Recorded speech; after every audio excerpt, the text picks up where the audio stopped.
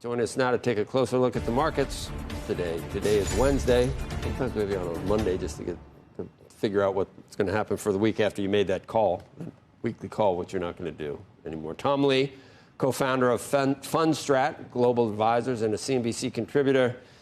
Tom, you're correctly bullish, and then more recently for August, you thought that maybe we'd take a breather. I don't know if it's more than that. Maybe 10% pullback, maybe not, but that's kind of playing out as well. That's right. It's August is generally a tricky month historically, especially when the markets are strong through July. It does seem like the weakness is a lot more pronounced, especially because yields are up and the dollar's strong, and I think people are maybe fretting a bit about China too. So I think later this month, starting with the FOMC minutes, and then we get Jackson Hole, and then at the end of the month we get the inflation data, the PCE. Maybe that's when markets start to feel better. So maybe we could finish August a little better than we started. But you're right, maybe it could be deeper. Your call was based on the trend in inflation, which continued in the week that you made the call. It was based on the inflation numbers that were coming that week, which were friendly. They were soft. And but the economy, meantime, has been much stronger than most people thought, and now it's going to be no landing or soft landing, or people are thinking the narrative changed. But you still feel that inflation is going to show a downward trend. In the PCE, what'd you say, 0.2%? Yeah, that's right. I think core inflation which came in at 0.16 last month. That's still reflecting an elevated housing number. Shelters running at close to 8%. That's going to start to cool, and there's a lot more downside in used car prices. And then core services, which is the rest of that piece, it's actually been cooling because that was kind of been pushed up by vehicle insurance and auto repair, which are going to start to fade.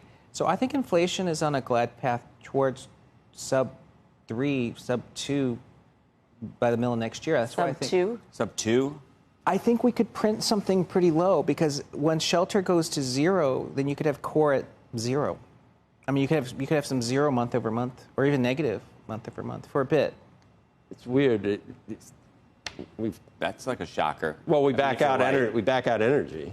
Yes, that's right. That helps, because energy is, but then it filters through to other things where it does seem to can be reflected, even though you back it out. Right? That's right, because the diesel filters through as a surcharge. I think the Fed will be alarmed a little bit by energy, but they will treat that differently than something sticky, because energy can sometimes be idiosyncratic. The rises and falls.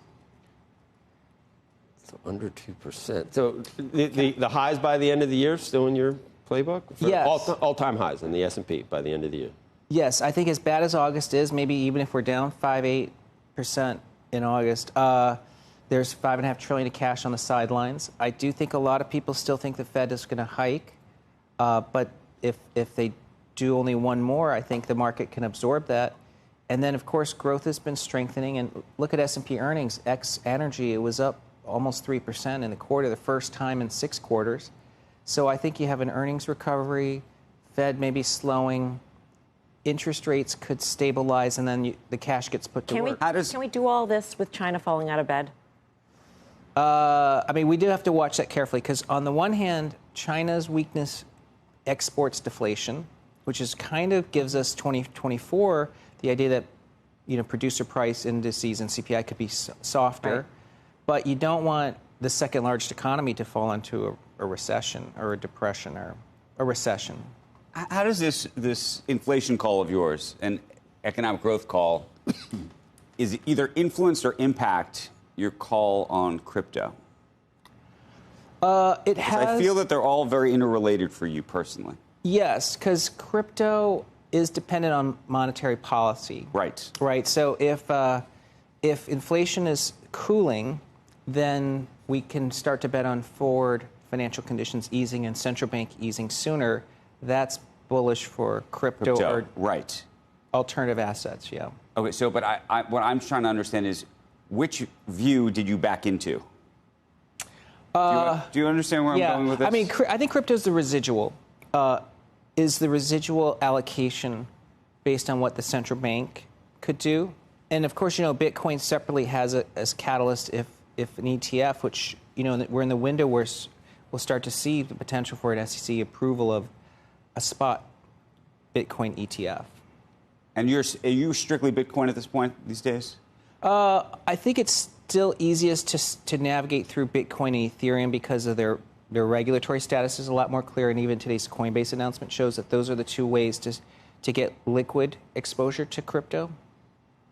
And I always like hearing your price targets because you are so fearless. Where are you on Bitcoin by the end of next year, let's say? Well, if the spot Bitcoin gets approved, Yeah.